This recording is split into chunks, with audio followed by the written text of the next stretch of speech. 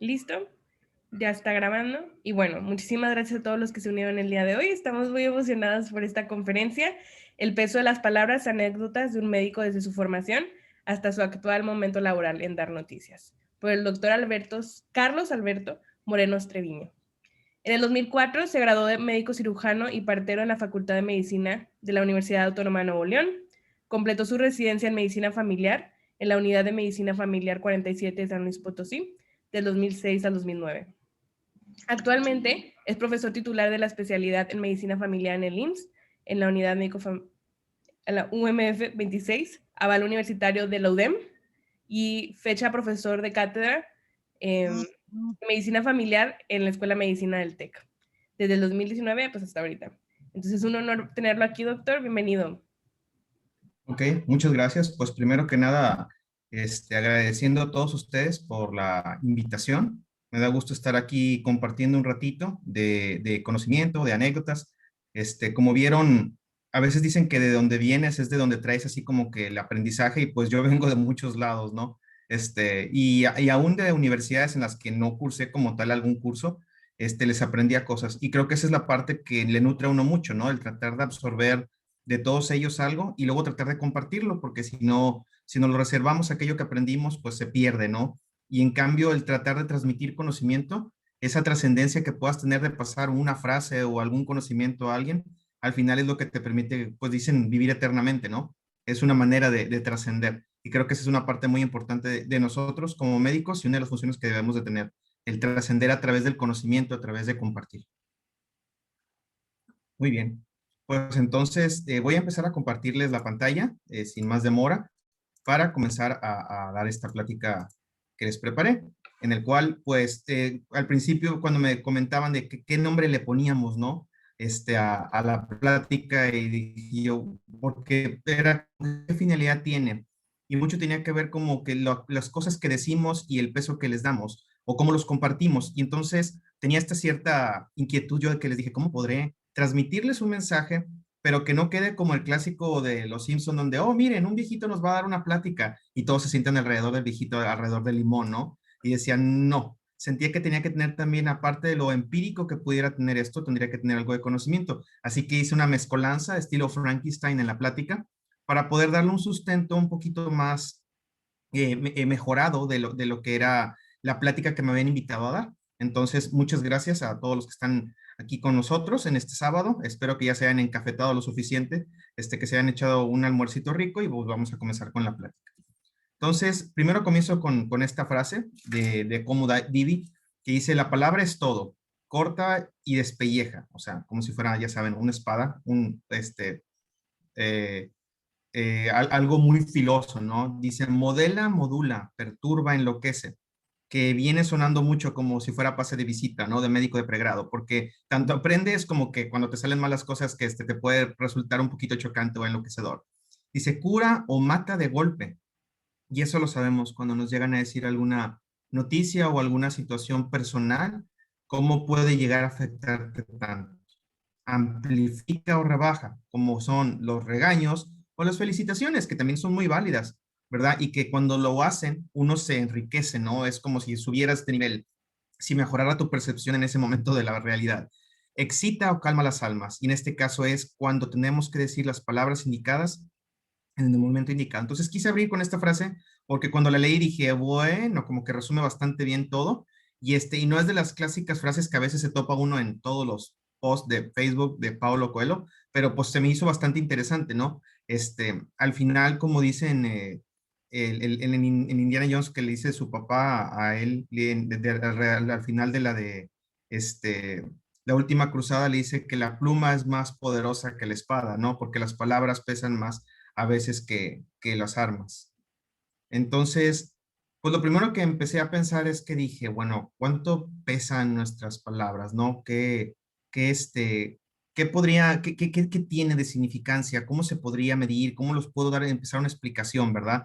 Entonces dije, pues, ¿cómo debería comenzar esta plática? Y dije, bueno, pues para comenzar nuestra plática, y es como que, ajá, este, pues les voy a hacer una pregunta. Entonces a nadie nos gusta, ¿no? Que nos pregunten al principio de la clase de que, ay, no quería que me preguntaran. Entonces les voy a invitar a los que tengan por ahí a su mano su celular para que le pongan ahí en Google en el Mentimeter, para que me ayuden participando con una palabrita. Déjenme abrir el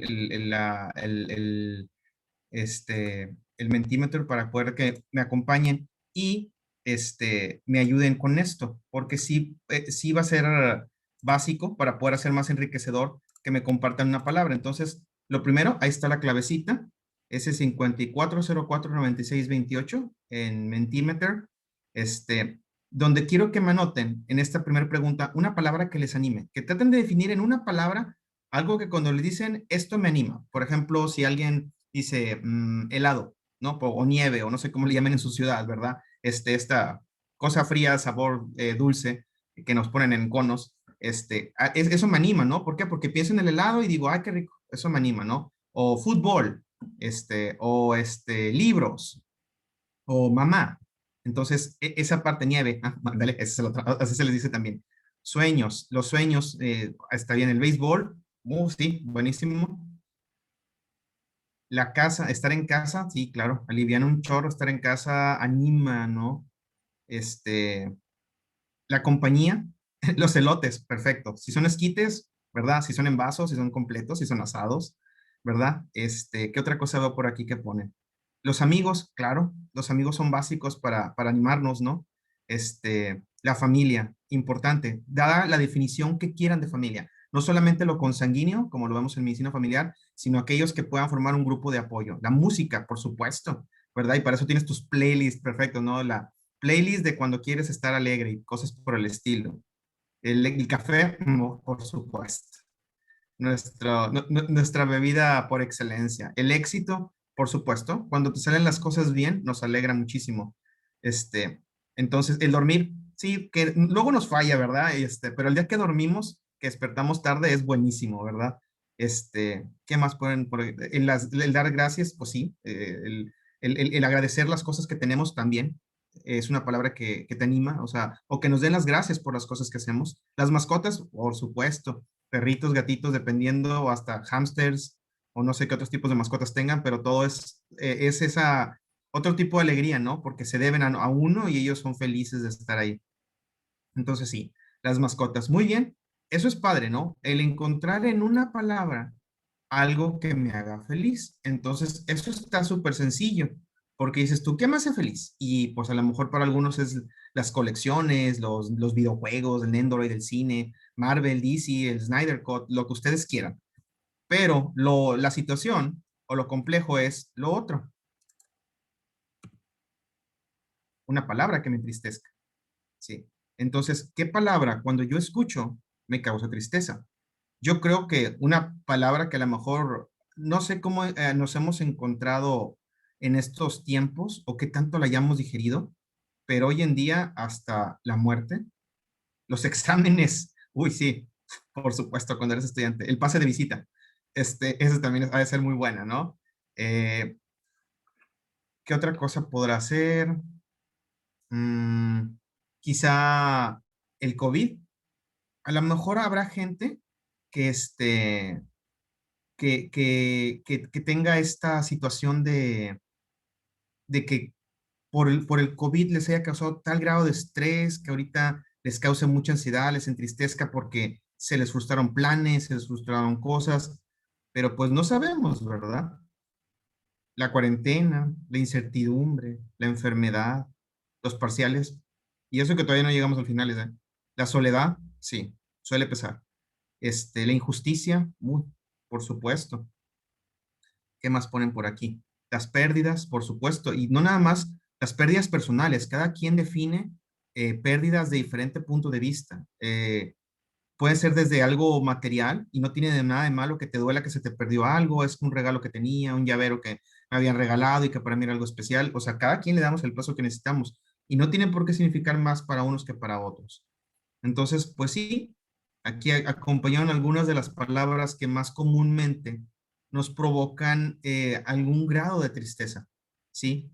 Entonces, se fijan como una simple palabra, y es más, a lo mejor hay gente que no la alcanzó a notar ahorita, pero que leerlas nada más en pantalla, esas palabras, les está provocando como un wow, o sea, no me acordaba que me pudiera causar tal o cual molestia. Entonces, ahora sí, vamos a seguir, déjenme les sigo continuando con la presentación. Entonces,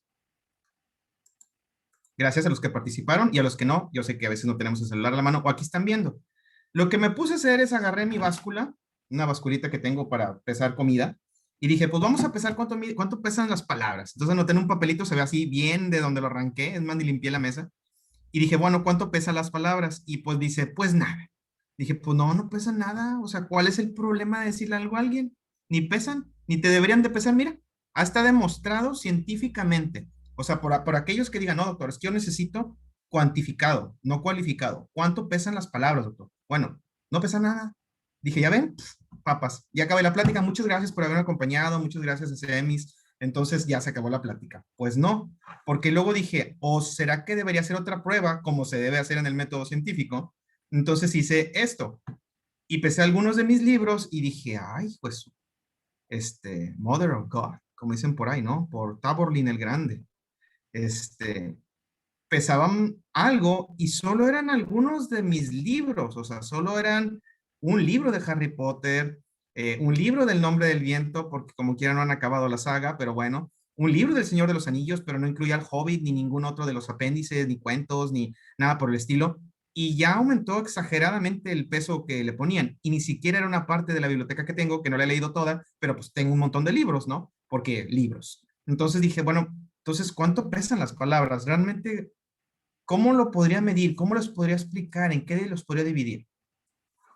Entonces, me quedé pensando, dije, pues es que si los divido en las etapas de formación que tenemos, quizá nos podamos medir cuánto pesan las palabras en cada una de esas etapas de cuando estoy desarrollándome como médico o como profesionista de cualquier carrera que nos estén acompañando ahorita, o aunque no sean de medicina. Yo creo que las palabras, cuando nos las dicen o las decimos, en dependiendo las partes de la vida, les vamos intentando dar un peso diferente. Entonces quise empezar esta parte con parte uno, las palabras cuando aprendes. Entonces, para esto dije, bueno, pues cómo se transmitía el conocimiento en la medicina, ¿no? Entonces quise darle un sustento teórico al por qué cuando estoy aprendiendo me pesan las palabras de diferente manera. Entonces resulta que me puse a leer en un libro de historia de la medicina cómo había sido la transmisión de la medicina en las primeras etapas, al menos en 4 etapas principales. Y encontré esto, que en la primera etapa de la medicina, la enseñanza se realizaba en forma familiar. Esto era de padres e hijos, porque recordemos que solo alguna persona adquiría conocimiento de muchos lugares y lo que terminaba pasando es que lo mucho que aprendía, pues ¿a quién más se lo pasas? Pues a tus hijos, o sea, porque para que no se perdiera ese conocimiento, se trataba de pasar a tus hijos el conocimiento para que él siga ejerciendo esa misma profesión. Entonces no había de otra y no había otro porque se encontraban las comunidades hasta cierto punto aisladas y cada uno desempeñaba por lo general algún rol muy importante en esa comunidad. Entonces el médico al decir, pues a quién le enseño, pues teóricamente a alguien directamente de mi línea de sangre. Entonces pasaban el conocimiento a su familia. Pero luego viene una segunda etapa de la enseñanza de la medicina, donde, ok, se dan cuenta que si esto es muy privilegiado, pues debería ser de gente privilegiada. Entonces, aquí invertí los cuadros. El de la derecha es el de la primera etapa, el de la izquierda es el de la segunda etapa, en el cual la transmisión de conocimiento se realizaba exclusivamente en forma de, para gente con casas muy populares, con alto nivel, ¿no? Entonces, ¿qué pasaba aquí? Que, por ejemplo, gracias, Andrea. Pues como se lo pasaba nada más entre pues, emperadores, sacerdotes, gente muy nice, que tuviera el medio y el conocimiento para poderle dar, o sea, no había becarios, o sea, no había trabajo, no, trabajo de becario, como que, oigan, no me puede dar el conocimiento si le hago un trabajillo, y te decían, naráis, entonces tienes que tener cierto estatus para poder obtener el conocimiento, y ahí se mantenía, pero luego se viene, pues, las guerras. Entonces, cuando se vienen las guerras, ¿quiénes son los únicos que se mantenían aislados en las guerras? Que se mantenían encerraditos tras sus muros y pues haciendo, escribiendo tranquilamente. Entonces, pues los monjes, ¿verdad? Y por eso mucho del conocimiento se empezó a concentrar en monasterios. La tercera etapa de la transmisión del conocimiento de medicina fue, estaban tranquilos, los monjes se ponían a escribir ahora sí su conocimiento, que al cabo se están allá haciendo garras afuera. Ok, yo como quiera aquí me pongo a escribir y me pongo a transmitir, mira, me di cuenta que con tal hierba se cura esto, lo otro, e incluso eran llamados los monjes para que les ayudaran a curar a los enfermos, o sea, les llevaban ahí o los invitaban para que pues allá los que habían resultado heridos de guerra los atendieran las personas religiosas. Y ya la última etapa de la medicina, de la enseñanza, antes de la etapa actual, antes de que pasáramos al, ok, ya hay libros. Cuando se empiezan a hacer los primeros libros, después de que se empiezan a transcribir esto que habían escrito los monjes y lo que se pudo recuperar de conocimiento después de las guerras, empiezan a haber ciertos centros de conocimiento por todos lados del mundo donde podía acudir la gente a que le transmitieran el conocimiento, pero bien chido, porque en muchas de estas escuelas que estaban en el Mediterráneo las habían puesto en playita. Entonces diríamos, pues qué padre, o sea, aparte que ibas a aprender medicina, las ponían en playita, en lugares bien exóticos, para que se supone que el ambiente fuera súper relajado. Aunque no lo crean, sí, alguna vez en medicina el ambiente fue súper relajado. Y la otra cosa que tenía de curiosidad, que era por ahí del siglo X, de la época cristiana, era que todos eran optimistas y alegres en la carrera de medicina. E incluso algunos de los libros que se escribían, se pedía que los escribieran en verso, porque decían, es que en verso está más fácil aprenderlo. Entonces ya se imaginarán ustedes aprendiendo en verso las materias, ¿no? Haciendo canciones de que, ay, vamos aprendiendo los núcleos de Gol y de Burdak y las conexiones neurológicas, pero en verso. Entonces, pues, a lo mejor estaba más sencillo, no dudo que alguien tenga esa técnica para estudiar, pero resulta que así lo hicieron y estaba bien padre. Incluso uno de los versos que decía algo así, bueno, es traducido, ¿verdad? Porque estaba así como que en poema decía, cena poco, toma vino, con mesura, obviamente. Y luego decían, buen descanso, espíritu alegre, si quieres estar sano. O sea, ese es un fragmento de una canción que sacaron de uno de los libros que se llamaba Regimen Samitarum Salernatanum.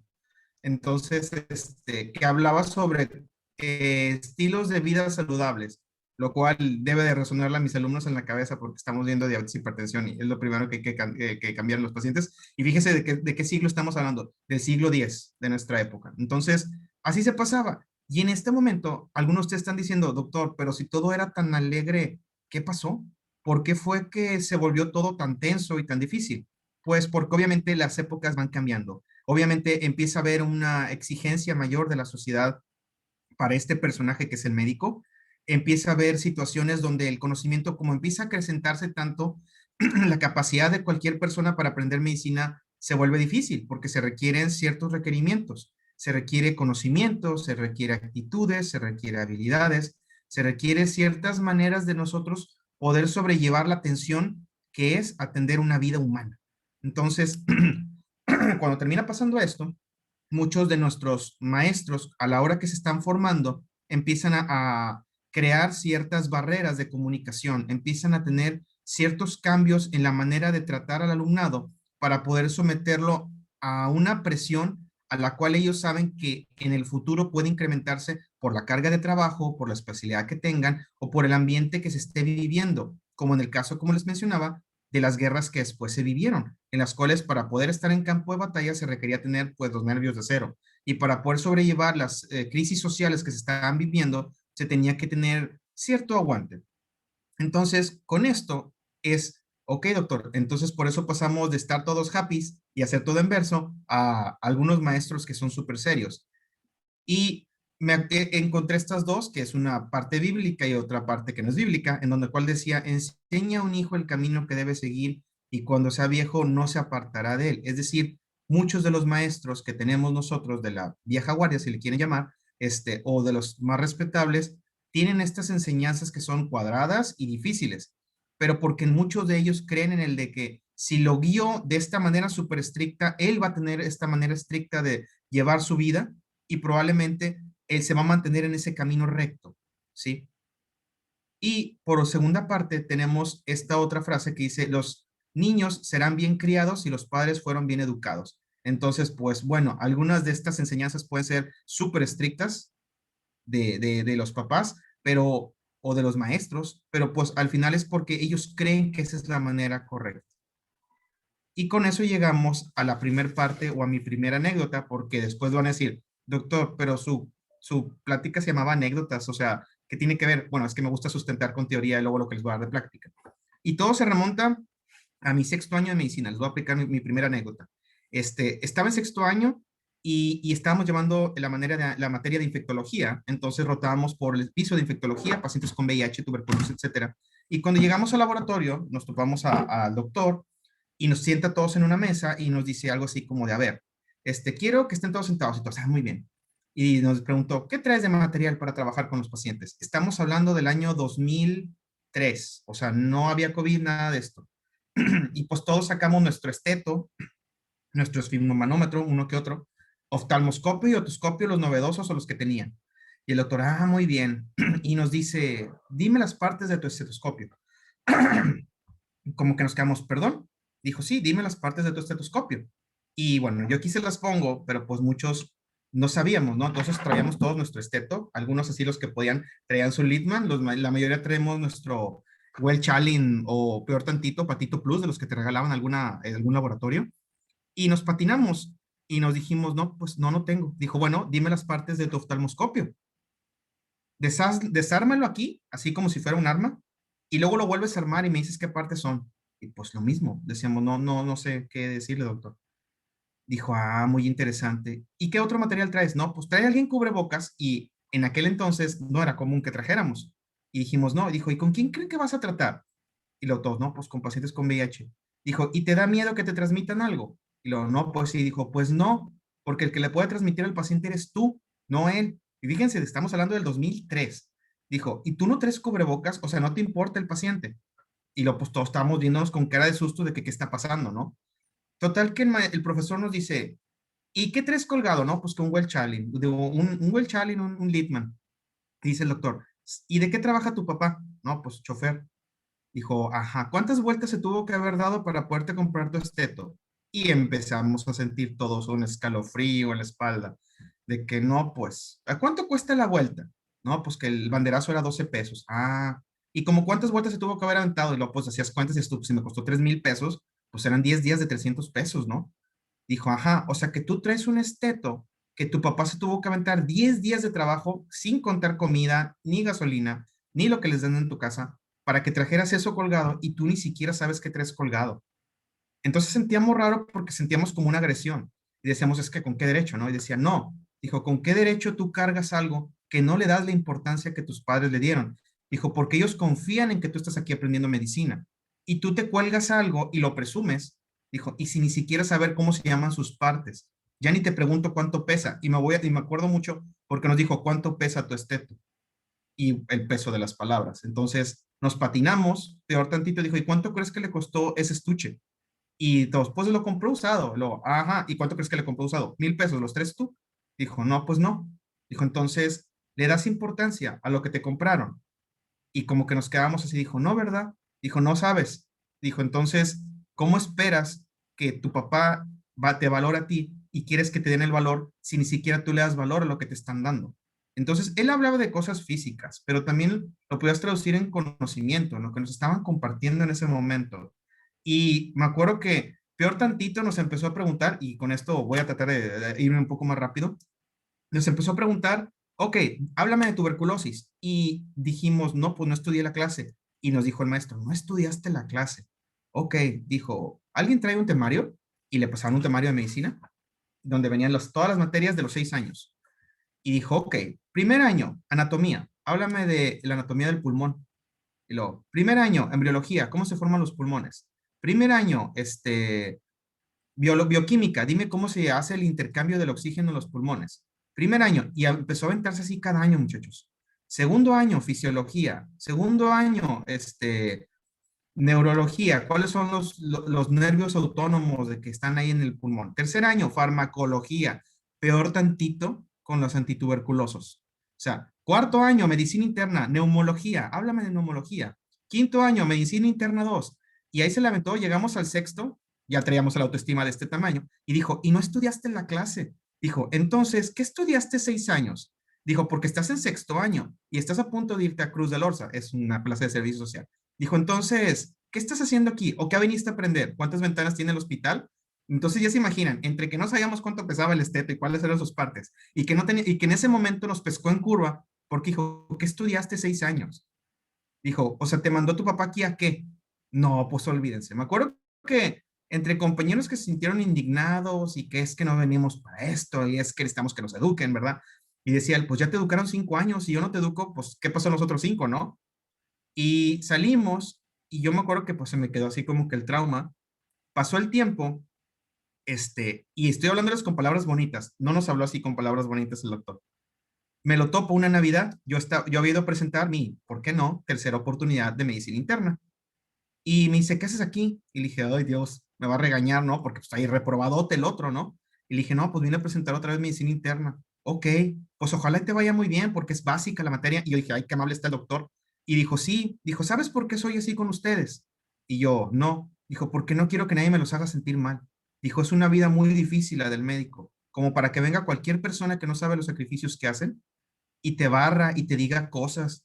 Dijo, y ellos no saben lo que ustedes pasaron, no saben las veces que les gritamos nosotros, las veces que se desvelaron, las veces que no la pasaron con su familia o que no pasaron una Navidad por estar estudiando. Dijo, ellos no lo saben, yo sí lo sé. Dijo, por eso te enseño a que hagas una coraza y que si les vas a rebatir algo, se los rebatas con conocimiento, no con gritos ni ímpetu. Dijo, porque eso no está bien. Debes de tener conocimiento para rebatirle a alguien una opinión. Se quitó su guante porque estaba haciendo frío, me dio la mano y me dijo, feliz Navidad. Y yo, feliz Navidad, doctor. Se fue y yo, Madre Santísima. Entonces como que me hizo un clic en la cabeza. Y desde entonces, pues se me quedó muy grabado. Entonces, esa es la parte, anécdota número uno. Así es, muchachos. Así que algunos maestros podrá parecer que son muy duros, pero en su concepción están haciendo lo correcto por todos ustedes. Entonces, ya pasamos de la parte donde un maestro me estaba enseñando a mí. Pero luego tenemos la otra parte donde yo estoy compartiendo mi carrera con un compañero o compañera. ¿Y qué es lo que termina pasando ahí? Que las palabras que me pueden decir mis propios compañeros durante mi formación me pueden estar afectando lo suficiente, pero muchas veces ellos lo que hacen es porque intentan, tienen algún problema para transmitir el mensaje, o lo dicen de otra manera y están cambiándose otro significado. Entonces, la parte 2 de esta plática es que no deben de ser desleales y comunicarse con sus compañeros. Entonces, para esto tendríamos que valorar cuáles son las técnicas desleales de comunicación, doctor. Bueno, hay muchas cosas que pueden hacer los compañeros que nos pueden afectar en la manera en cómo se transmiten los conocimientos. Y bueno, la primera de ellas es cambiar el tema, que es, por ejemplo, uno está hablándoles y el compañero dice, ¿sabes qué? Ya no quiero hablar de esto. Y espérame, es que necesito comunicarte esto porque necesito que hagas este cambio cuando estamos pasando visita. No, no, no, no, vamos a cambiar de tema. Entonces, eso es como que un problema, porque al final el transmitir las palabras que queremos decirles nos puede mal funcionar. La segunda técnica desleal de comunicación es que nos acusen varias veces de diferentes cosas. El clásico que dicen, aparte de flojo, inútil, y aparte de esto, desobligado. Y, o sea, es como que te empiezan a decir de diferentes maneras y como que ya no te permiten decir, espérame, déjame te explico porque no subí la tarea, se me cayó el internet, porque pues internet chafa aquí en García. Entonces, pues, y los compañeros no entienden, a veces pueden ponerse en el modo agresivo, ¿no?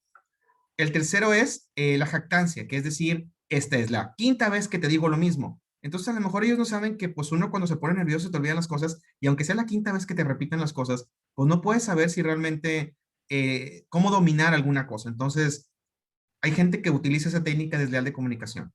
Otros es emplear la lógica para esconderse la realidad emocional. Es que te dicen, no, lo que tú tienes es un problema, de probablemente tienes trastorno de déficit de atención. Y luego, no, cuate, o sea, tengo problemas en casa, no tengo déficit de atención, estoy cansado, por eso no pude estudiar bien la clase, que era de equipo, etcétera, pues aguántame, ¿no? La otra es interrumpir, ¿sí? Que están hablando, pero es que, oh, pero es que, entonces, cuando ni siquiera te dejan expresarte, imagínense cómo se va a dar la comunicación y el trabajo en equipo entre personas. La bomba atómica o intimidar, gritar, muy común y lo pueden ver, esa sí es como que clásica frase de Facebook de el que levanta la voz, ya sabe, ¿no? Pero sí es cierto, mucha gente eleva la voz o levanta la voz nada más para tratar de hacer más fuerte su opinión sin que sea la correcta. Entonces lo que termina pasando en estas personas es que al hacer ese tipo de técnica desleal, nos amedrentan, ¿sí? Y no nos dejan expresar y al fin y al cabo funciona como quien dice, como algo que nos deriva del tema principal, que no nos deja apuntar a lo que queríamos y eso no nos deja transmitir palabras. Y al final esas palabras que nos puedan estar gritando, a veces nos terminan afectando. El humillar al compañero en público, eso es muy común entre los de alta jerarquía y los de baja jerarquía, llámese los R2 contra los R1, los R3 contra los R1, o contra el interno, o el externo contra el residente, etcétera. y exponerlo en público, a algunas personas les llena un poco su alma maligna. No es correcto, tiene que buscarse el movimiento para poder hacer ese tipo, como dicen, se debe de regañar en privado y felicitar en público, aunque si la lección es para público, como en el pase de visita, sí se puede hacer, pero evitando humillar a la persona. Se trata de hacer una corrección o algo para que aprendan, no para humillar. El sarcasmo y el ridículo. El sarcasmo es divertido a veces, pero hay personas que parece que creen que es su estilo de vida y puede llegar a ser molesto para algunas personas, sobre todo porque no tomamos en cuenta que no todas las personas perciben el sarcasmo a la misma potencia. Y llámese a eso porque hay muchas personas que pueden tener o estar subdiagnosticadas con cosas como Asperger y que el sarcasmo no puedan percibirlo de primera intención y puedan ser acusados hasta de tontos cuando son diferentes maneras de percibir la realidad. Y eso es triste. La última de las técnicas desleales que te puede aplicar un compañero y que por su mismo peso te provoque cierta ansiedad es el silencio, es hacerte la ley de hielo. Y en este momento se va a estar preguntando a alguien, pero doctor, está hablando de palabras y está hablando de silencio. ¿Qué el silencio no es la ausencia de palabras? Y para esto nos tenemos que ir a la teoría de la comunicación y a los axiomas de la comunicación, en el cual el número 1 dice que no existe la no comunicación. Si alguien se mantiene callado, si alguien cruza los brazos, si alguien me hace la ley de hielo, me está comunicando un mensaje. Y aunque parezca que ese mensaje que me está comunicando no tiene peso, puede ser difícil. Y hay personas que el silencio les duele, sobre todo cuando existe una amistad de promedio. Entonces, el hecho de que alguien tenga silencio no significa que no existan palabras, significa que la omisión de las mismas está creando un mensaje diferente. El emisor para el receptor y el canal de comunicación está silenciado, solamente que es un lenguaje no verbal. Y para eso pasaría a la segunda anécdota que tenemos que les quiero contar, que es entre compañeros. Y es, qué importante es cuando le des un mensaje a un compañero en un momento de crisis. Nos remontamos a diciembre 5 del año 2007, si no me equivoco, 2005, 6, sí. Bueno, total, era el día que habían publicado los resultados del examen nacional de residencias y a qué plazas nos íbamos. Yo había elegido de mi primera opción quedarme en Monterrey, hacer medicina familiar, mi segunda opción Saltillo, mi tercera opción San Luis Potosí, y me acuerdo que íbamos en teléfono, me marca un amigo a mi Nokia 611 y me dice, cuate, ¿ya llegaste aquí a donde publicaron? Porque los publicaban en unas listas en una delegación. Y le digo, no, vamos en camino. Le dije, ¿por qué? ¿Ya publicaron? Sí. Le dije, ¿qué? ¿Dónde quedé? En Monterrey. Y me dice, no. Yo, Saltillo. Y me dice, mejor ya llega, ¿no? Y en ese momento se me hizo el camino más largo del mundo, hasta llegar hasta ese edificio. Me acuerdo que me bajé corriendo y veo mi nombre y decía, Carlos Alberto Moreno Treviño, San Luis Potosí. Y dije, no, no, no. O sea, ¿por qué si era mi tercera opción? O sea, yo debí quedar en Monterrey, ¿no? Y volví a leer y volví a leer y me acuerdo que hasta agarré una regla y la ponía así en una hoja de máquina para ver si era cierto. Y pues sí, San Luis Potosí. Yo me acuerdo que entré en shock porque yo no quería irme de casa. O sea, yo quería quedarme en Monterrey. O sea, me acababa de llegar de campo y decía no. Y me acuerdo que a mi lado estaba un compañero de la facultad que no tenía yo mucha amistad con él. Y me dijo, así les voy a decir coloquialmente, me dijo, güey, vámonos. A mí también me mandaron a San Luis y yo no te conozco. Y me dijo, sí, pero pues, ¿qué más da? Total, rajarse es de machos. Entonces, yo hasta ese momento no había escuchado esa frase y me acuerdo que me choqué y me dijo, vente, vámonos a comer. Y yo, ¿a dónde?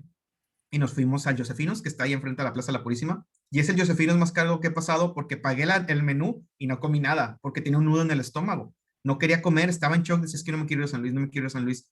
Y me dijo otra vez, oye, vámonos. Si llegas allá y no te gusta, te regresas, total, vuelves a presentar.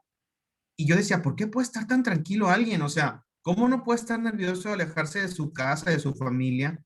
Y él estaba como que viendo así en la ventana y me decía, pues no pasa nada, total, vamos a ser equipo, ¿no? Y pues decidí y me fui a San Luis.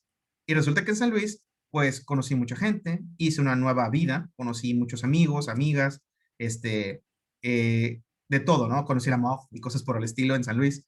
Entonces, la verdad es que yo nunca le agradecí a él que esa frase que dijo tan sencillota, mi mente solo la absorbió y dijo, bueno, va, vámonos, total, si me rajo allá, pues es de machos, ¿no? En un contexto positivo, no en un contexto negativo. Y no me rajé. Y resultó que hasta el primer lugar de generación fui en San Luis. O sea, me gustó tanto lo que fui a hacer allá que resulté el mejor de mi clase. y porque me enamoré de lo que estaba haciendo, que era ¡tadán! Medicina familiar. Entonces, es importante las palabras que les digamos a los compañeros. No les apliquen ley de hielo, no les hagan esas técnicas desleales de comunicación. Y luego pasamos a la tercera etapa. Las palabras cuando consultas. Estamos hablando que ya pasó mi formación de pregrado, mi formación de residencia, y luego vamos a estar a la formación de que ya tienes que empezar a aplicar. Entonces, aquí lo importante es, ya aprendiste algo, ¿cómo lo vas a aplicar? Entonces, aquí en este libro, lo que mencionan en 2 diapositivas de la importancia de transmitir un mensaje, dice, la comunicación no solo debe servir de vehículo para obtener información que el médico necesita en el cumplimiento de sus funciones, debe emplearse también para que el paciente se sienta escuchado, para comprender enteramente el significado de su enfermedad, para que se sienta copartícipe de su atención durante el proceso de salud de enfermedad. De los aspectos de mayor interés para el enfermo es que el médico demuestre estar interesado, por lo que utilice palabras comprensibles que proporcionen información sobre el tratamiento que transmite de tranquilidad, aconseja al paciente para que le permita a él ser quien decida tomar mayores cualidades del médico, de ser conducta afectiva, que le permita reflejar sentimientos, demostrar empatía y preocupación por los pacientes. O sea, todo se refiere a cómo vas a tratar a tu paciente, cómo le vas a hablar, ¿sí? Aún siendo ya alguien que va a estar encargado de una consulta. Puede ser de un médico que ya esté encargado, que lo estén mandando, o un residente que esté en formación. Entonces, les voy a platicar la tercera anécdota para empezar a darle como que ritmo a esto y darles tiempo de las preguntas, que viene siendo el medir las palabras. La primera de ellas es, cuando era residente, pues uno sabe que mucho tiene que ver el cómo le hablas a los pacientes. Entonces me acuerdo que yo estaba en mi primer año de la residencia de medicina familiar y hacíamos guardias en pediatría, en un hospital de pediatría. Y no se me olvida porque alguna vez llegó una paciente y cuando llega le digo, hola, soy el doctor Carlos Moreno, voy a ser el médico que la va a atender, me puede decir por qué acude su niño. Empiezo a checar el niño, clásico, ya saben, fiebre, mocos, ya lo básico. Y la señora me dice, ya lo chequé el niño, todo, ¿no? Mi exploración física, así del libro de medicina. Y me dice la señora, qué bueno que me mandaron con el especialista, qué bueno que me mandaron con el pediatra, porque vengo con un médico familiar. Dice, y pues me mandaron con el pediatra y me siento muy bien que usted lo haya atendido. Y me quedé pensando, en primera, yo soy médico familiar en formación, o sea, soy de primer año. Y en segunda no soy pediatra, pero la señora se sintió tan a gusto con la manera en que me estaba expresando con ella, en que sintió. Entonces, la manera en que yo le transmití un mensaje, ¿sí? La seguridad, la tranquilidad, el que pudiera sentir ella que le estaba escuchando y atendiendo a su niño, fue importante. Y era lo mismo, dije, literal, hacía una semana había hecho guardias en la unidad de medicina familiar y ahora estaba en el hospital de pediatría y dije, solo era la manera de abordar al paciente. La segunda de las anécdotas sería, cuando eres residente y que tienes un R de menor grado a tu cargo. Entonces, yo era residente de tercer año y me acuerdo que los de primer año me decían doctor y se me hacía muy chistoso. Le decía, nomás nos llevamos 2 años, o sea, ¿por qué me dices doctor? Y dicen, es que usted trata a los pacientes diferente. Y yo, pues nada más los trato como debe de ser, ¿no? Y muchas veces yo les decía a mis compañeros, ¿sabes qué? Yo uno, tú uno, pero, o sea, les pasaba pacientes, ¿no? Para que atendiéramos y ahorita me lo comentas. Y de repente yo empezaba a acelerar más rápido porque pues ya sabía ver pacientes más rápido. Y me decía el de primer año, doctor, es que esto está viéndolos muy rápido. Y yo, pues porque ya sé, o sea, ya sé cómo se hace la nota, dónde se sube, etcétera. Y ellos estaban aprendiendo, le digo, no pasa nada. No tienes que ver al mismo tiempo que yo. Yo tengo que demostrar mi nivel con conocimiento, no restregándotelo en la cara cada que puedes decir, sí, pero yo soy tu superior. O sea, ellos decían que el respeto que me había ganado era por la manera en cómo los trataba y que nunca me veían flojeando. Al revés, yo siempre tenía que estar trabajando continuamente porque sé yo, a mí no me conviene que se nos atoren los pacientes, se juntan en la sala de espera y se nos va a complicar. Y si llega una urgencia real, se nos va a complicar después. Así que esa era mi manera. Y la tercera anécdota que les podría consultar es, también nos falla. Y estoy hablando, ya hablé de 2 cosas positivas, entonces va a decir alguien, ay, sí, el doctor todo bien en su vida. Pues no, yo también sé transmitir mal mensajes. Alguna vez les platiqué a mis alumnos, un día que eran las 7:45 de la noche, yo ya quería salir y empiezo a escuchar el llanto de un niño afuera del consultorio, ya era médico especialista, y me dice el asistente, acaba de llegar una señora con un niño, y yo de que, yo ya quería salir, ya no a las 8. Digo, pues páselo, ¿no? Entra este niño como de unos 6 años en un grito de histeria. La mamá venía así como que toda tensa. El niño estaba gritando y se le quería subir a la mamá. Yo estaba así con hasta las manitas, ¿no? Que ya me quería ir a mi casa. Yo traía un anillo de estos típicos de graduación y se me hizo fácil y le hago ¡pum! Y le pegué al escritorio para asustar al niño. Y el niño pegó un grito. Y adivinen qué me dijo su mamá. Doctor, usted a su madre. Y yo, o sea, las palabras que me transmitió ella a mí fueron más fuertes que mi lenguaje no verbal. Mi lenguaje de estoy molesto con tu niño porque está gritando y le pegué al escritorio no se comparó con lo que me dijo la señora a mí. Y en ese momento fue como un reset, como la cachetada que te da tu mamá cuando le gritas. Fue como un a la torre. O sea, me dijo, se va a arrepentir de lo que acaba de hacer. Y sentí un escalofrío, porque dije, acabo de tirar a la basura todos mis años de medicina y de residencia y de especialidad. Por un ratito que me enojé y le grité a una señora y dije, respiré, volteé a ver el reloj, vi que faltaban 10 minutos y le dije, señora, ¿puede pasar a su niño para atrás y ponerle una bata para explorarlo? Y me dijo, ¿qué? Y le dije, sí, páselo, lo voy a explorar. Y empecé a preguntarle la historia clínica más de médico interno de pregrado que se puedan imaginar. Desde, ¿y dónde nació su niño? ¿En qué hospital? ¿Cuánto pesó? ¿Sabe cuál calificación le dieron? ¿Hasta qué mes le dio leche? ¿Es alérgico a algún medicamento? ¿Le han dicho si tiene alguna patología? ¿Y su papá tiene algo? O sea, para cuando y la señora me seguía contestando, que estaba todavía un poco enojadilla, ya cambia el niño, le digo a mi asistente, ¿me puede acompañar? Voy a explorar un niño. Y la asistente con cara de, ¿qué le pasa, doctor? Son casi las 8 de la noche y va a explorar un niño ahorita. Y yo, sí. Entonces empiezo a checar al niño con exploración física del libro de propedéutica, ¿sí? De todo, fondo de ojo, mucosas, ganglios, inserción de cabello, columna, lo puse a caminar descalzo, le puse los piecitos en el colchón del sello para poder que los pusiera en una hoja de máquina para ver que no tuviera pie plano. O sea, unas cosas que hice, amplexión, amplexación, ruidos, a ver, di 1, 33, todo lo que se imaginen, muchachos. Choque de punta, palpar el vaso, palpar los riñones, ¿no? Termino y le digo, ya puede vestir al niño, señora. El niño tenía una rinofaringitis, o sea, hace todo lo que hice no era, ¿sí? Tardé casi una hora en explorar ese niño. Para cuando paso y le digo, señora, le voy a dar su medicamento basado en el peso del niño. Le encargo mucho que no le dé cucharadas, le dé los mililitros. Yo le enseño cómo dárselos. Y me dice la señora, ay, doctor, perdone usted, nunca me habían checado hacia mi niño y la verdad creo que exageré con mi reacción. Solo que usted me hizo enojar. Le dije, no, discúlpeme, he tenido un día muy complicado, pero lo bueno es que ya pudimos ponernos de acuerdo.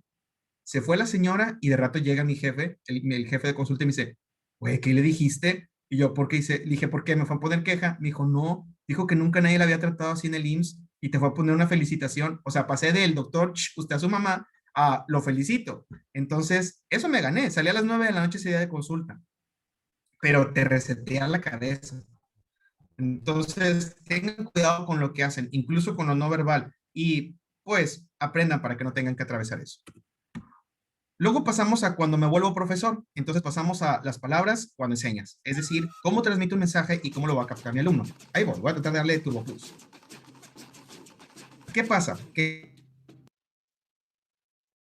el lenguaje no solo sirve para escribir un ver cómo lo va a traducir la persona para poder qué es la respuesta que nos va a generar. Es decir, yo como profesor le puedo tratar de transmitir un mensaje a mi alumno, pero el significado que le dé a mi alumno puede variar de diferentes maneras.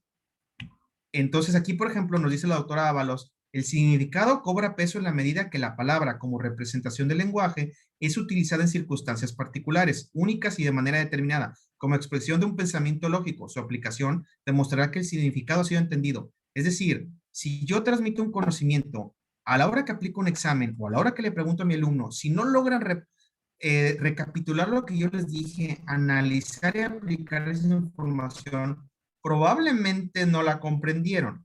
Y eso me deja las palabras que yo les estoy dando o no están teniendo el peso suficiente o están tan ligeras que se están perdiendo. Entonces, ¿qué onda con las palabras? ¿Qué onda con el peso de mis palabras? ¿Será que lo que les estoy diciendo sienten que no tienen peso para el parcial? ¿O será que las palabras que les digo creen que no tienen peso para la vida como médico? Entonces yo tengo que buscar un equilibrio en el cual me ponga a pensar, ¿cómo puedo hacer un juego? Como menciona aquí, que dice, entonces si las palabras se definen por su uso, ¿cómo saber el uso de cada palabra en cada caso? La respuesta es el carácter contextual y el significado de las reglas del juego, para poner las reglas del juego. Entonces, tengo que ver cómo yo logro que mi alumno esté captando el mensaje que le estoy dando para que le dé el contexto que yo necesito para aplicar esas palabras en su quehacer. Así que yo como docente, ustedes como docentes que van a ser de compañeros, porque siempre vamos a tener a alguien a nuestro cargo que tengamos que educar, a lo mejor hasta nuestros hermanitos, tienen que buscar la manera en cómo hacer juego con las palabras para poder que le den el peso suficiente como autoridad, pero también que la persona que lo esté captando le dé ese peso suficiente como alguien que está aprendiendo, ¿sí? Entonces, les voy a platicar esta anécdota 4 para irnos acercando a la recta final de la plática. Yo me acuerdo que cuando yo llegué como docente, yo no sabía cómo comportarme. Simplemente yo sabía que quería transmitir mi conocimiento, por eso me ofrecí como voluntario para poder ser profesor y después me invitaron también en el TEC. Pero la verdad es que no sabes. Entonces me acuerdo que al principio yo quería ser muy raza. Entonces todo mi vocabulario era muy raza. Y tomando en cuenta que 2/3 partes de mis alumnos de aquel entonces tenían mi edad o eran mayores que yo, porque así fue mi primera generación de residentes cuando empecé de profesor, entonces me decían, doctor Carlitos, porque me veían más chiquito que ellos. Entonces, y yo me sentía como que, pues sí, somos raza. ¿Y qué pasó? ¿Y por qué tengo esta mochila de Harry Potter de fondo? Yo cargaba con una mochila de Harry Potter, o sea, era como que la que yo traía. Y un día una alumna mía me dijo, doctor, ¿puedo hablar con usted? Sí, dijo, mire, dos cosas, con todo respeto. Una, bueno, tres más bien dicho. Me dijo tres cosas. Una, déjese la barba. Yo no usaba barba en aquel entonces. Yo le dije, ¿por qué? Dijo, pues para que se vea más grande de edad, doctor, porque se ve muy chiquito y mis compañeros no lo respetan. Piensan que se ve tan chiquito que no se merece. Dijo, dos, ya no traiga esa mochila. Dije, pero es que es lo que me gusta. Dijo, es lo que lo define y es su gusto. Dijo, el problema es que hay gente que no piensa así, que la percepción que tiene de lo que vende usted no es lo correcto. Primero defínase como docente y cuando gane su lugar, ahora sí tráigase lo que quiera. Dijo, pero aunque no lo crea, habrá gente que lo va a hacer menos nada más por eso. Y si no lo hace, defínase entonces. Y número tres, actúe como profesor. Dijo, tome las riendas del grupo, no nos hable como sus amigos. Háblenos como sus alumnos con respeto. Y claro que algún día podremos ser sus amigos, pero ahorita no, doctor, no necesitamos eso. Necesitamos que nos eduque. Y fue como un baño de agua helada. No entendí mucho, me comencé a dejar la barba, dejé de usar la mochila por un tiempo y luego la volví a llevar, ¿verdad? Pero, ok. Y empecé a hablarles un poquito más sereno. Y fui tan sereno que un día me dijo, ya perdió su esencia. Tampoco, siga siendo usted. Y yo, no te entiendo. O sea, era como muy difícil para mí lograr el equilibrio. Por eso puse lo de avatar, porque dije, es que no entiendo. Me dicen, es que debe de fluir. No lo busque, fluya. Y yo, fluye como el agua. Entonces, como el avatar, tuve que aprender a fluir. Y tuve que lograr este equilibrio entre ser serio, ser amistoso, saber transmitir un mensaje, pero también que supieran que había reglas, que había normas, que teníamos que respetarnos y que sí, yo esperaba algún día ser su amigo, pero que en ese momento no podía hacerlo. Tenía que ser su docente porque ellos necesitaban aprender. Habían venido conmigo a aprender. Yo tenía que actuar como ellos, como su docente. Entonces, con el dolor del alma, a bajar calificaciones, a decirles, te voy a bajar puntos si sigues hablando, a dejar de asistir a fiestas y cosas por el estilo. Y con el tiempo logré ese equilibrio. Es ahorita un equilibrio muy extraño, ¿no? Pero vas buscándolo y siempre aprendes y no dejas de aprender, siendo que ya era docente. Entonces, esa es la tercera. Y por último, si alguien se está preguntando en este momento, ¿qué la plática no tenía que ver con malas noticias, doctor? Sí, tiene que ver con todo. Por eso les dije que la plática era un Frankenstein de plática, pero siempre tiene que tener un sustento teórico. Entonces, les voy a dar algunos tips basados en algunos modelos de doctores que son especialistas en esto, de cómo dar una noticia. Porque luego damos una noticia y decimos, yo pienso que te la dije bien, desde cierto punto de vista, y luego, no, no se trata de eso. No todos somos iguales. Entonces, ¿qué pasa cuando yo le doy una mala noticia a alguien? ¿Sí? Pues cuando yo le doy una mala noticia a alguien, puede ser que esa persona tenga una falta de apego al tratamiento, porque si yo se la doy de cierta manera, la persona capaz de que dice, ¿sabes qué? Ya no quiero tomar nada porque lo que me acabas de decir se me cayó el mundo. Yo por más de que me cuide me estás diciendo que algo malo pasó. O si yo le doy una mala noticia a alguien, puede ser que su satisfacción como mi paciente, mi derechohabiente, mi cliente, porque algunos dicen que deberíamos decirles clientes a los pacientes, baja. Otros pueden decir que cuando reciban esta mala noticia, baje su calidad de vida y peor tantito, cuando reciban esa mala noticia, yo les voy a causar sufrimiento.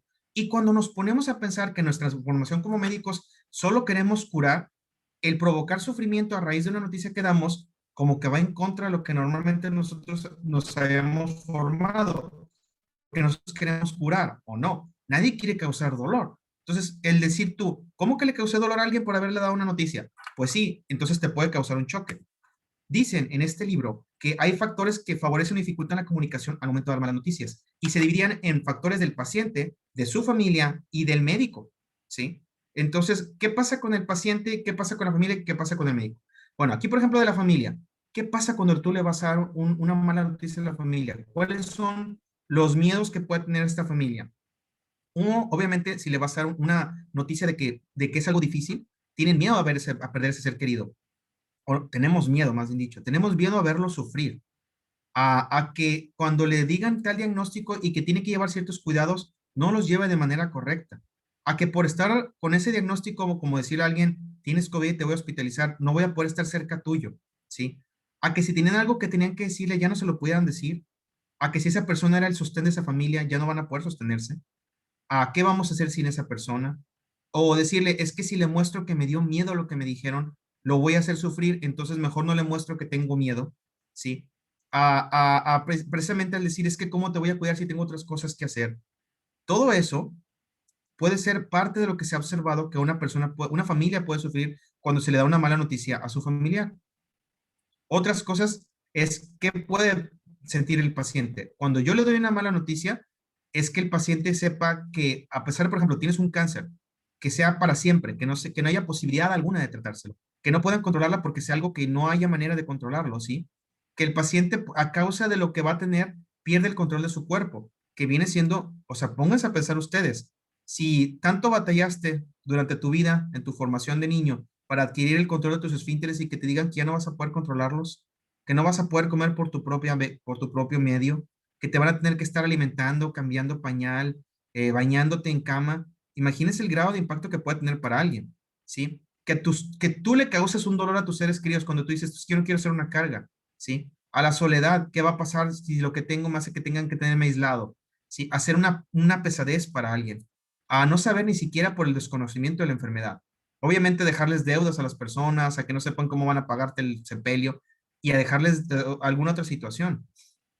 Sí, también otras cosas que pueden pasar es, pues, obviamente, no sé qué va a pasar, no sé qué hay en el más allá, a lo mejor no eres muy religioso y no sabes qué pueda pasar. Y el estilo Coco, a ser olvidado, ¿no? Porque uno quiere, tienes miedo a que te olviden, a que eso que dejaste es un legado, puede ser algo muy válido, ¿no? El que no quieres que te olvide porque, pues, te da miedo, ¿no? O al menos por 10 años que no se enamoren de nadie más. Ya saben a qué me referí. Este, y bueno, a las despedidas, a morir solo en un hospital sin no ver ningún familiar o a morir sin dignidad, ¿sí? Que viene siendo conectado a un montón de aparatos sin que nadie te pueda ver, ¿sí? Y que te traten como una cosa que está en el hospital esperando a ver cuándo ya se le para el corazón porque está conectado a máquinas y ocupamos la cama, ¿sí? Obviamente, hablé de lo de la familia, hablé del paciente, pero como médicos también podemos tener algunos miedos. Miedo a fracasar, es decir, todos nos enseñamos a que soy médico, yo curo. ¿Y si no curas? ¿Y si por más de que lo que hagas el paciente se muere? Es un fracaso para uno, puede percibirlo de esa manera, pero no debería ser así. Otro puede ser a causar dolor, porque uno de nuestros principios es el primum non nocere, que no voy a causar más daño del que ya está. O sea, ¿qué pasa si lo que estoy haciéndole al paciente le causa más dolor de lo que ya tiene? A ser culpado, porque vivimos en una época, vivimos en una sociedad donde pues, vivimos demandados, ¿no? Miedo a ser culpado, a fallar en lo que hicimos, a que haya complicaciones legales y algunas jurídicas, ¿sí? A que no sabemos cómo le va a ir al paciente, a decir no sé, como en el pase de visita, ¿sí? A expresar emociones, porque todos queremos ser siempre solemnes y no sentir miedo, porque soy médico y ya me enseñé y no es cierto. También nos duele, ¿sí? A la propia muerte, ¿sí? Tanto de uno como del paciente, porque también como médicos sabemos que tenemos una fecha, ¿sí? Entonces, ¿qué elementos entonces deberíamos de tomar en cuenta para dar una mala noticia? Entonces aquí dice, obviamente que lo primero que tiene que tener alguien son, primero, conocimientos. Recordemos que se los mencioné al principio de la plática, hay tres conocimientos, el conocer, el saber, el saber hacer y el saber, el aplicar. El saber saber es el conocimiento puro. Ya leí todos los libros de medicina.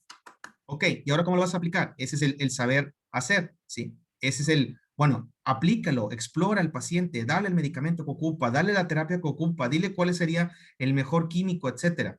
Y la otra es el saber ser, el cómo aplico las habilidades humanísticas que yo requiero, es la segunda parte.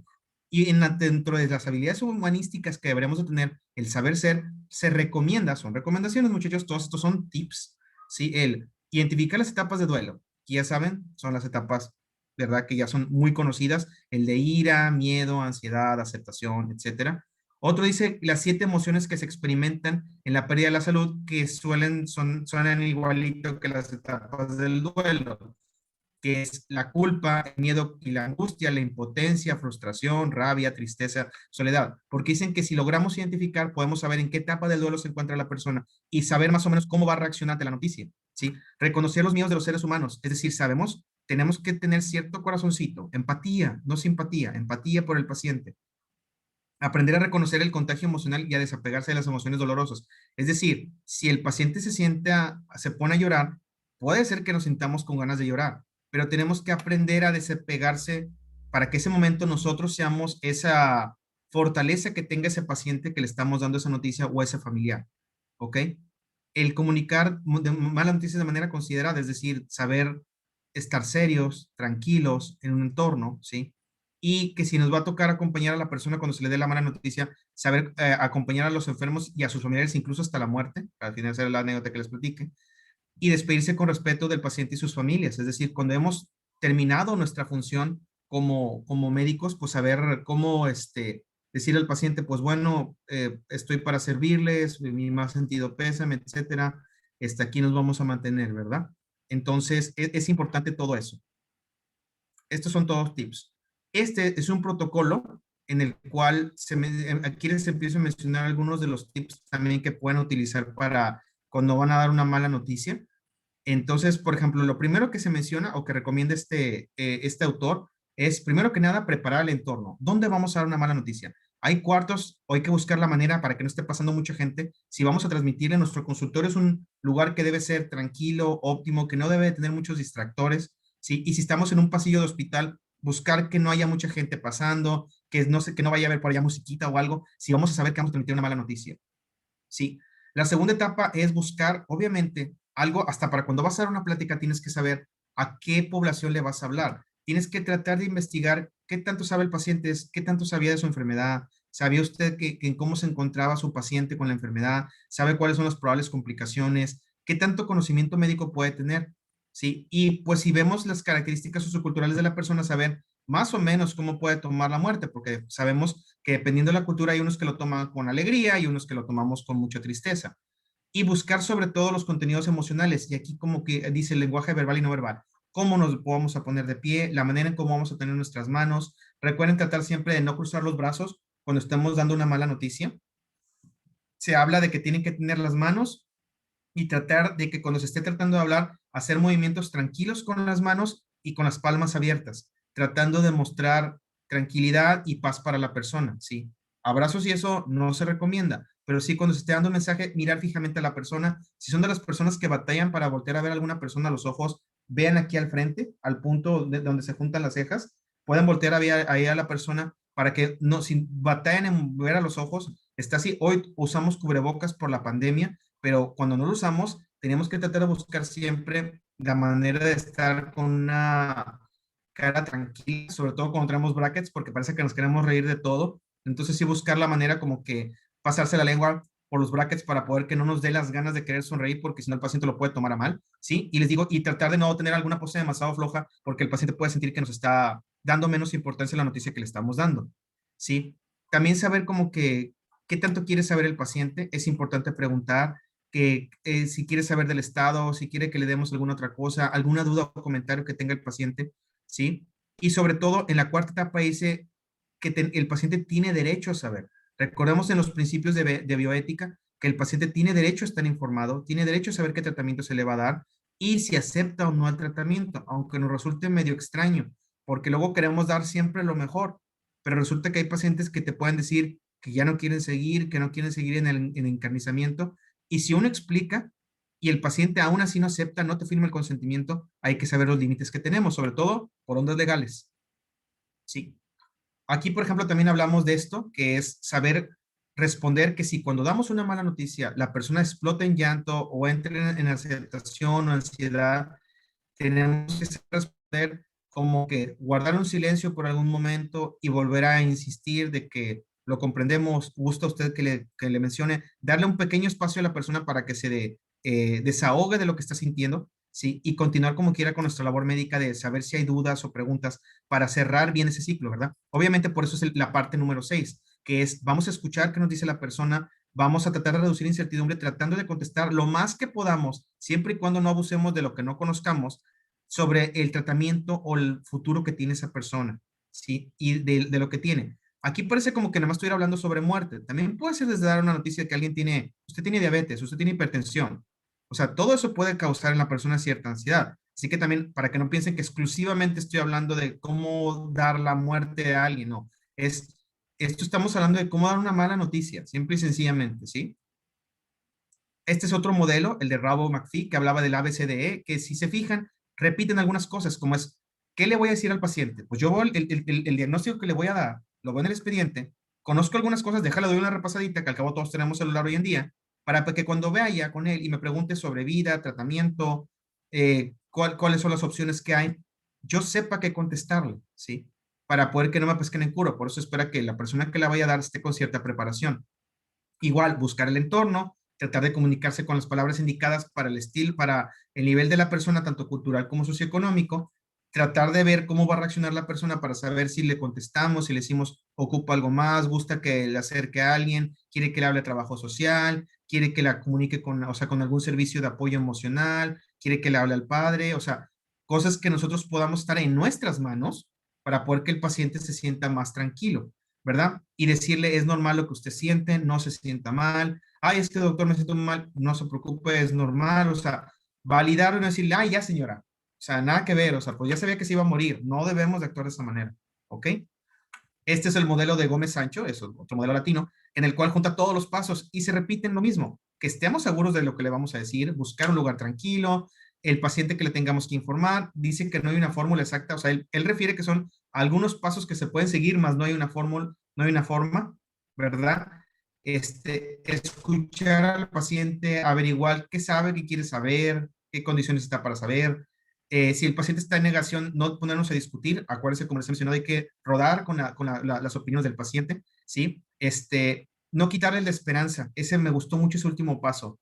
Sobre todo porque hay gente que es muy religiosa. Y el que diga Dios sabe, no le traten de quitar la esperanza a las personas. Hay que ser reales, sí, pero también saber que ocurren cosas raras de vez en cuando. Entonces, decir, pues vamos a esperar su valoración, vamos a esperar su pronóstico, esperemos lo mejor, vamos a hacer lo mejor que podamos por él. Vamos a hacer lo mejor que podamos por él. No voy a hacer todo para lo que esté en mi vida, luego no, lo mejor que podamos, porque tenemos limitaciones, ¿verdad? Todo lo que esté en nuestro conocimiento, nuestro alcance y nuestro tratamiento. ¿Ok? Ser simples, tranquilos. Esto que es un resumen es porque es difícil. No, yo no puedo platicarlas en 1 hora, en 45 minutos, cómo dar una mala noticia, ni siquiera cómo transmitir un mensaje correctamente. Les puedo hablar de los principios, que por eso les quise hablar de los maestros autores, porque de ellos aprendemos, y platicarles con anécdotas, cómo es que uno va haciendo su vocabulario para comunicarse cuando eres un alumno, cuando eres un compañero, cuando eres un docente, cuando eres un médico en consulta, ¿sí? Porque es importante saber cómo vas a pasar una noticia. A veces hay que aprender de lo malo para hacer el bien. Yo les comentaba a mis alumnos que yo conocí a un oncólogo que él les decía a los pacientes, él tenía su libro de oncología y los tenía con separadores así con post-it, así como aquí el libro que tiene un post-it, pero estaba lleno su libro de oncología de post-it. Entonces, él lo que les decía a los pacientes, entraba el paciente, porque siempre lo dejaba pasar solo, y le decía, y luego agarraba el informe de histología, de qué le había salido, y le decía al paciente, ok, pásale, cierra la puerta. Es que no puedo entrar en mi familia. No, primero contigo solo. Quiero que leas esto, ¿sabes leer? Entonces, ok, el doctor les preguntaba su estado sociocultural, pero como que no se me hacía muy bien. El paciente lo leía y le decía, sí, aquí dice, biopsia de tiroides igual a, células indiferenciadas de tiroides de crecimiento rápido, no sé qué. Diagnóstico, cáncer de tiroides. Y se quedaban los pacientes así como que, dice el doctor, ok, ahora quiero que leas esto. Y les abría el libro, donde tenía el post-it de cáncer de tiroides, y le decía, ¿qué dice ahí donde está subrayado? Y decía el paciente, el cáncer de tiroides tiene una sobrevida a 10 años de 4%. Y decía el doctor, lo dice el libro, no lo digo yo.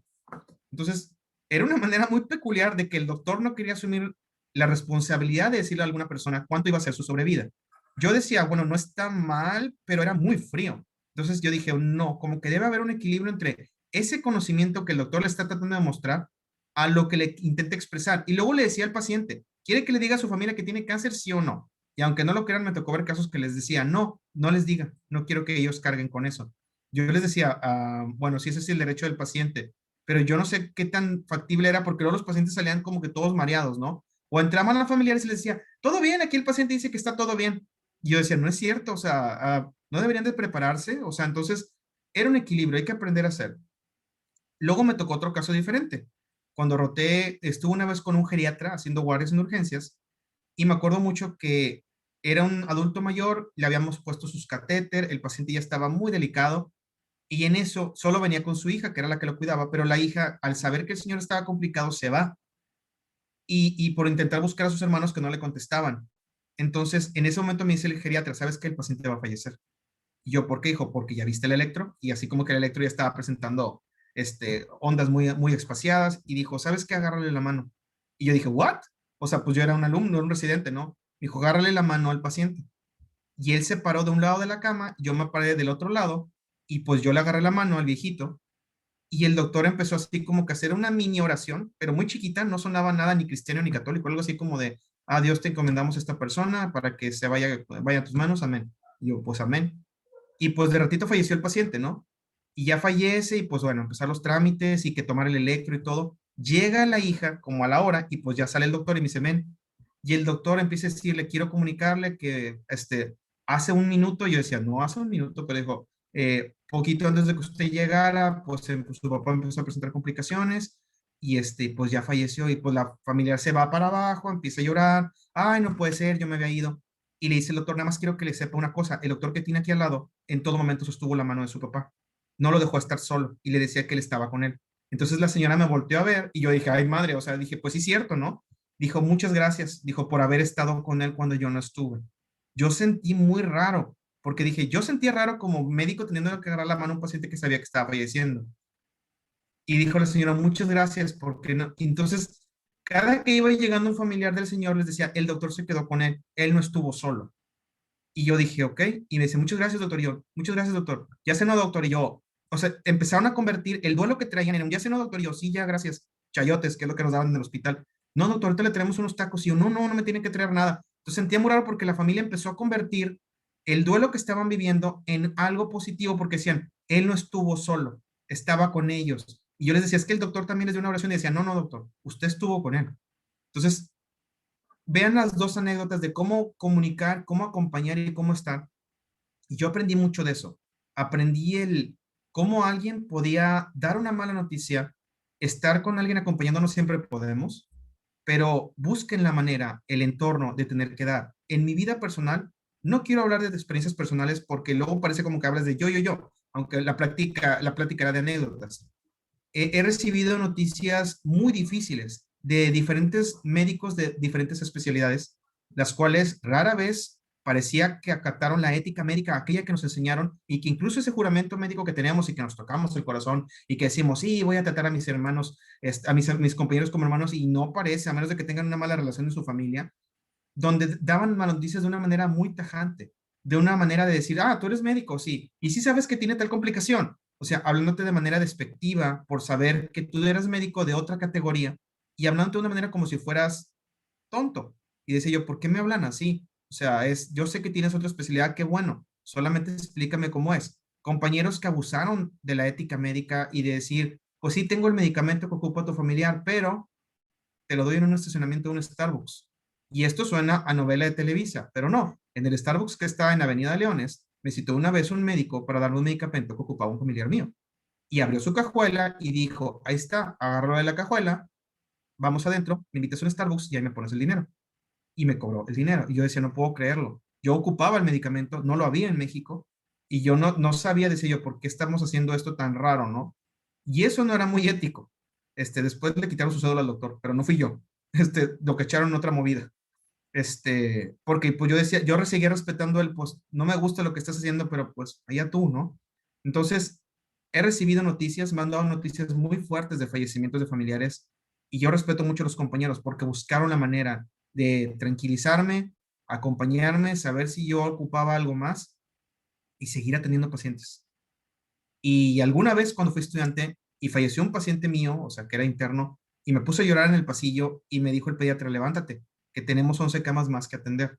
Y yo no entendía, decía, ¿cómo puede ser tan frío? Me dijo, no soy frío, también me duele. Dijo, tú no entiendes, tú estás haciendo guardia una vez cada 4 días, yo estoy aquí. Dijo, yo lo vi al niño cuando llegó. Dijo, levántate, te ocupo. Entonces, no olvides cosas así. Entonces, a lo que voy es, no olviden las enseñanzas. Trataré de resumir mi plática en varias cosas. Están mis datos por si alguien los quiere notar. Del Facebook, pues más que nada que me busque como Carlos Alberto Moreno, si no me equivoco, o Carlos Moreno Treviño, o si no, ahí está, para que no te la cosas y le tome screenshot. Y si no, a rato suben la plática, por si alguien quiere ponerse en comunicación conmigo y alguna duda, algún comentario, alguna cosa. Eh, Uno, cuidado, cuando estamos aprendiendo, aprendan de los compañeros doctores, sepan que quizá la formación que tuvieron fue rígida, que la mayoría de ellos quieren que buscan que hagan esta concha y sean serenos para poder atender pacientes porque la vida es compleja. Dos, cuando tengan compañeros, no todos tienen las mismas habilidades, ni de aprendizaje, ni de comunicación. Aprendan a ser tolerantes, a pasar un mensaje y a no bombardearlos, ¿sí? Porque no todos tienen o tenemos la misma capacidad de aprendizaje. Tres, cuando les toque atender a un paciente, tengan paciencia para que no les tengan que rayársela y luego tengan que arrepentirse y volver a tratar al paciente bien. Esto es lo que elegimos la mayoría, hasta donde sé, y siempre les pregunto a mis alumnos, ¿a alguien le dijeron que estudiara medicina con una pistola en la cabeza? Y la mayoría dicen, no, o sea, lo elegí yo. Bueno, entonces hay que enseñarnos a escuchar a los pacientes y hacer un poco, aunque nos digan que por mí tragas. Entonces es como que, pues sí, con una partecita de lo que pagas en tu cuota pago, como, pero bueno, lo demás lo pone el gobierno y etcétera. Lo otro es que también nos enseñemos a transmitir el conocimiento. Cuando tengan esa habilidad, la mejor manera de trascender es transmitir el conocimiento. Así que busquen, no todo se nos da tan fácil, pero hay diferentes estrategias para transmitirlo. Se hace en tablas, se hace verbalmente, se hace diciéndole, mira, yo no sé, pero sé que el libro a mí me ayudó. Te voy a decir cuál y aquí en esta página. ¿Sí? Lee esto me ayudó un chorro a mí para aprenderme tal cosa, tuberculosis, asma, lo que sea, ¿no? Enséñense a transmitir conocimiento, porque luego, si no lo transmitimos, ¿quién nos va a atender? Así de sencillo, que es lo que yo pienso, luego, ¿quién me va a atender, verdad? Y por eso trato de formar lo mejor que puedo.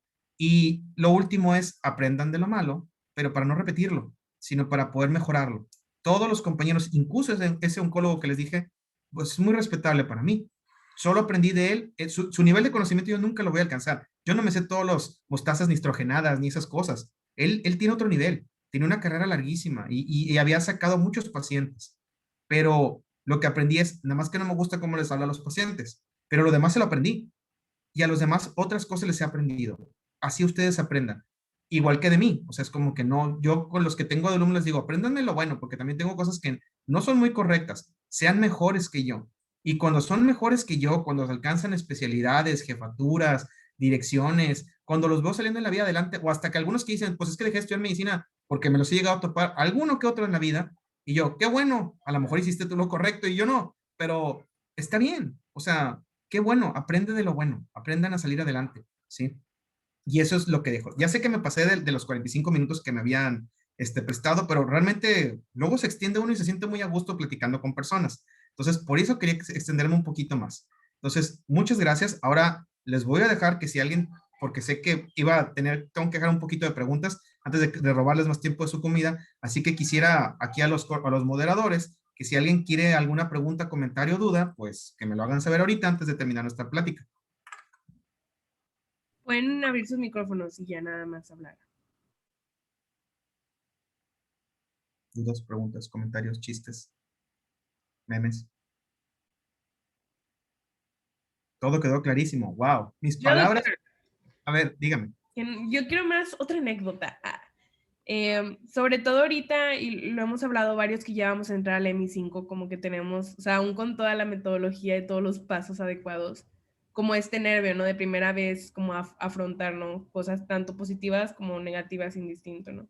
Entonces quería ver si nos podía tener algún tipo de recomendación en relación al manejo y al trato con los pacientes, fuera de lo básico de que sean humanos y, o sea, algo que realmente lo podamos como tener muy presente. Ok. Cuando digo que se la crean, de que son médicos, no lo digo para que se la crean en mala onda. Es créansela para bien. Otra vez, la actitud que tengan, ¿sí? Como les mencionaba al principio de la plática, incluso qué gorro la bata, o la bata corta, o etcétera. No, es una armadura. Si viene Clark Kent, pues es Clark Kent. Bueno, si es Henry Cavill, es Henry Cavill, pero bueno, si viene Clark Kent, es Clark Kent. Pero si viene vestido de Superman, es como, dude, es Superman. Entonces, uno, la presencia que tengan, la serenitud con la que hablen, la manera, como les digo, inclusive nos enseñamos a hablar. Hay veces que luego se nos pasa mucho y queremos ser de que, sí, madre, dígame, madre, y no, no, no, es, dígame, ¿en qué lo escucho, señora? Y si no, volteen a la hojita que tienen pegada atrás para ver cómo se llama el paciente. Entonces, uno, la manera en cómo se presente, ¿sí? La manera en cómo transmitan un mensaje, la manera en cómo le digan, hola, recuerden, suena bien chispa cuando los médicos les dicen, preséntate, pero sí es importante presentarse. Sí es importante decir, hola, soy el médico, o sea, ustedes son médicos en formación, se pueden presentar como soy el médico, ¿sí? De pregrado, Ayala, me voy a hacer una serie de preguntas que nos van a ayudar a complementar su expediente. Busquen la manera adecuada de transmitir el mensaje con la serenidad de decir, claro, o sea, le voy a transmitir algo. Eso es para con los pacientes, que los vean seguros, formales, porque si los ven muy chanchullones, claro está, yo no estoy no me meto con el derecho que tenemos de vestirnos como queramos, peinarnos, usar arracadas, etc. No, pero sin embargo, el paciente que está en un estado intranquilo, está aislado de su casa, está en un hospital, probablemente en un cuarto con varios pacientes, y luego llega alguien que no se ve como que le dé mucha seriedad a su carrera, eso puede ser chocante. Entonces, tener cuidado con eso. Si me presento con mi bata, me presento, hola, soy el doctor fulano de tal, ¿cómo se ha sentido el día de hoy?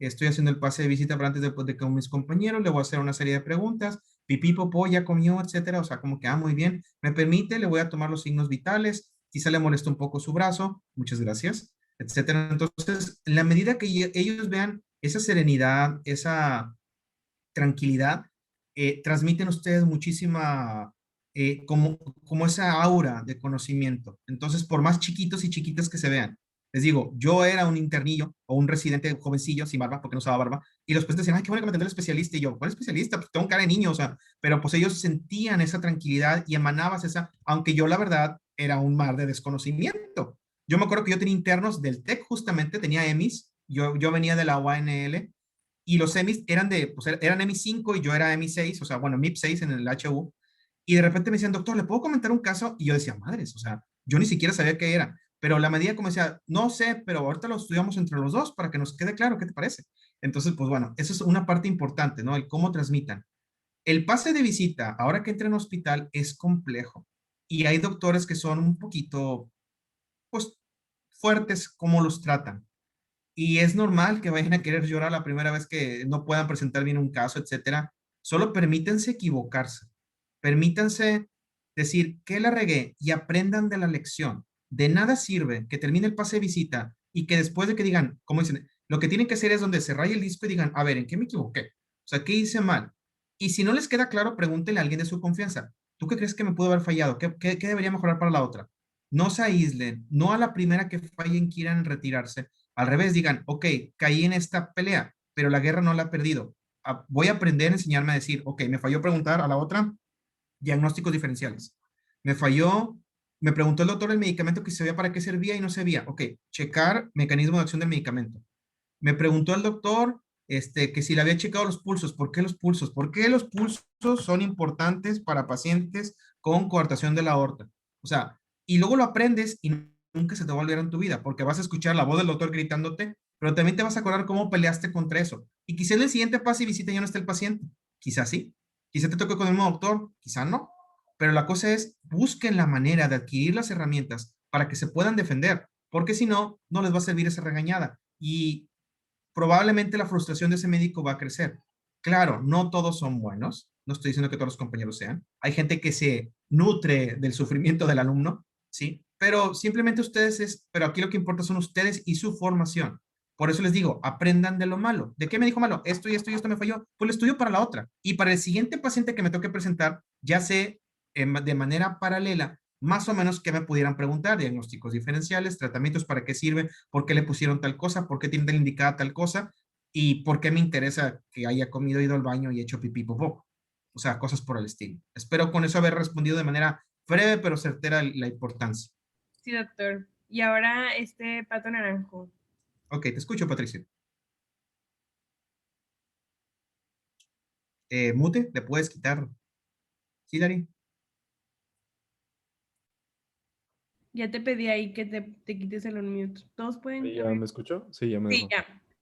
Ya, hola doctor. Disculpe, ¿dónde cree que está el punto medio? Porque, por ejemplo, mencionó un caso así súper extremo de un doctor que muestra el libro para evitar dar una noticia, como alejándose al máximo del paciente, y también dijo que no nos, por ejemplo, que los abrazos no están permitidos, no sé si me explico. Entonces, ¿cuál cree que es el punto medio entre estar completamente alejado y llegar a un nivel casi casi de amistad al dar una mala noticia? Creo que hay lenguajes corporales no verbales que pueden llegarse a tomar. Como les dije, el pararte a cierta distancia del paciente, no muy pegado, no muy alejado, el hablar con un tono de voz sereno. A veces de los diferentes estados de la República donde provenimos hablamos o muy fuerte o muy bajito. Y hablar muy bajito tampoco no ayuda. Hay que buscar la manera quizá de saber cómo te ves. Luego ya sabemos que es cierto. Hasta eso, nuestra voz no suena como suena en nuestra cabeza, porque nuestra cabeza el cráneo hace un eco de la voz y luego sonamos diferentes. Así que, bueno, grábense hablando, ¿sí? Para que vean qué tono pueden utilizar, aunque no lo crean, es chistoso eso. La cosa es que busques una distancia, 1 metro de distancia aproximado del paciente, 1,5 metros, es correcto, aparte con el COVID es lo correcto. Mirar, por lo general, mirar a la persona, si está con familiares, mirar a la persona, dar la noticia, voltear con el familiar, tiene alguna duda, alguien más, o sea, estar tratando de interactuar con todos. Como te digo, lo del abrazo no, un toque en el antebrazo, ¿sí? De las personas puede funcionar. O sea, como decir, ¿tiene alguna duda? ¿Sí? O aquí, ¿sí? O bueno, es antebrazo, brazo, perdón. ¿Sí? Entonces, un toque leve, pero no abusar, no dejar nuestra mano ahí, porque puede, para el paciente puede incomodarlo. Tienes que ir viendo. Y si no, expresión de las manos, no puños cerrados, no brazos cruzados, no brazos por detrás. Brazos a los lados, de vez en cuando al abrir las manos, hablar de que tiene alguna duda, me gustaría, y luego volver a ponerlos a los lados, o estar con nuestra tabla y de vez en cuando abrir la mano, o sea, expresar apertura, libertad, ¿sí?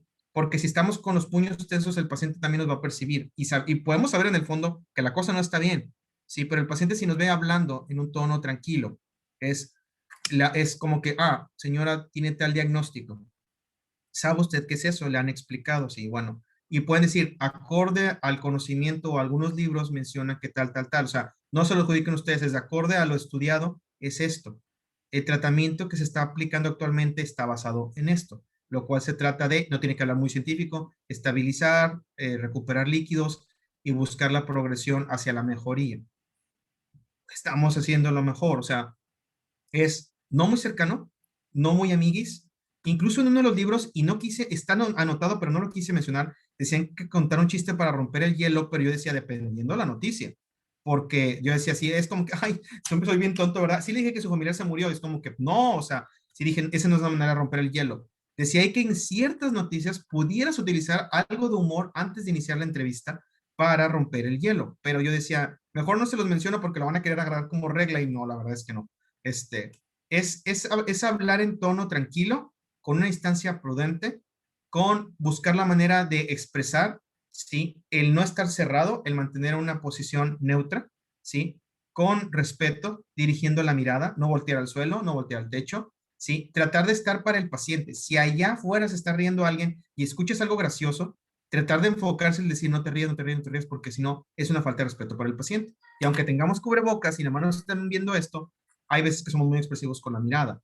Entonces, es buscar eso. Si tú consideras, insisto, ese toque en el hombro leve, de que lo comprendo, estoy con usted, aquí estamos con usted todo el personal, ese toque en el antebrazo leve por segundos o por un segundo, puede significar nada más el aquí estamos y ya, te retiras. No te quedes ahí porque si no puede llegar a incomodar al paciente y puede requerir un espacio físico para extenderse y dejar a los familiares. ¿Sí? Y es eso, el decir, puedo servirles de alguna otra manera. Si no, a lo mejor no le puedo ayudar en eso. Ahorita veré quién le puede apoyar con eso que tiene usted en alguna duda. Y nada más, ser serviciales. ¿Ok? Muy bien. ¿Alguien más tiene? Espero haber respondido con eso, Patricio, más o Sí, menos. Se va sí, aprendiendo. ¿Alguien más tiene algún comentario, alguna duda?